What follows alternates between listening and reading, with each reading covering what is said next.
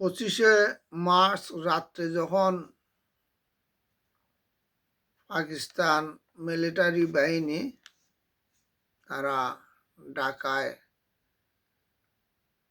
জনগণের উপরে ঝাঁপিয়ে পড়ে সাধারণ জনগণকে হত্যা করা শুরু করে, তখনই বঙ্গবন্ধু শেখ মুজিবুর রহমান তিনি স্বাধীনতা ঘোষণা করেছেন। তার প্রমাণ পাওয়া যায় আমেরিকার এবিসি টেলিভিশনের যে সংবাদদাতা, তিনি 26 তারিখ 7টা 30 মিনিটের সংবাদে উনি বলেছেন বঙ্গবন্ধু স্বাধীনতা ঘোষণা করেছেন। তারপর পরই তো ইতিহাস। আমরা যে জিয়াউর রহমানের কথা শুনি, জিয়াউর রহমান 27 তারিখ কালুরঘাট বেতার কেন্দ্রে বঙ্গবন্ধুর পক্ষে উনি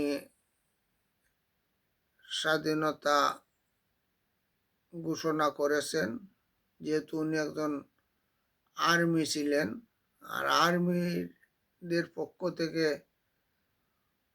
ঘোষণা করায় মানুষ উজ্জীবিত হয়েছে, এটা সঠিক। কিন্তু ওনার 1.5 মিনিটের বক্তব্যে জিয়াউর রহমান জয় বাংলা বলেছেন, জয় বঙ্গবন্ধু বলেছেন। এটা আপনারা পুরা 1.5 মিনিটের বক্তব্য শুনলেই বোঝা যায়। তো আমরা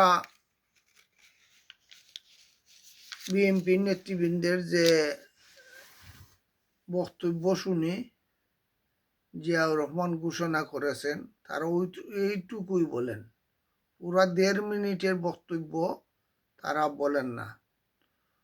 তো এভাবে ইতিহাস বিকৃতি করে কোনো লাভ হবে না। আপনারা সঠিক ইতিহাস বলেন, দেশের মানুষকে দ্বিধা দ্বন্দ্বে ফালাইয়া বিভক্তি করে কোনো লাভ নাই। যার যে মর্যাদা, যার যে সম্মান সে পাবে। আর যতই চেষ্টা করেন বঙ্গবন্ধুর কে পিছনে রাখা যাবে না, আর কেউ বঙ্গবন্ধুর সমানও হতে পারবে না। কারণ বঙ্গবন্ধু একটা ইতিহাস।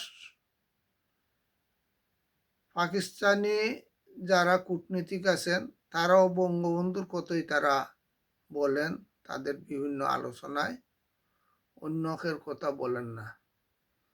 তো আজকে স্বাধীনতা দিবসে যুদ্ধে যারা শহীদ হয়েছেন তাদের জানাই হাজারো সালাম।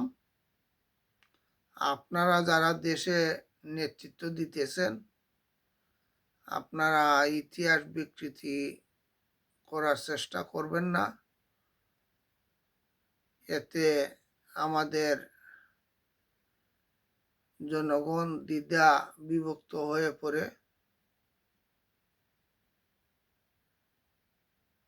ইতিহাস বিকৃতি করে কোনো লাভ হবে না, কারণ ইতিহাস কোনোভাবেই মুছে ফেলা যাবে না।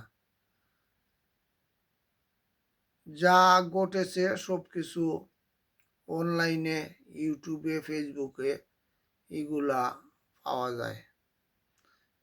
নতুন প্রজন্ম তারা এগুলা কিন্তু সত্য ঘটনা তারা বুঝে, তারা আমাদের চেয়ে আরো বেশি তারা জানে। আমরা চাই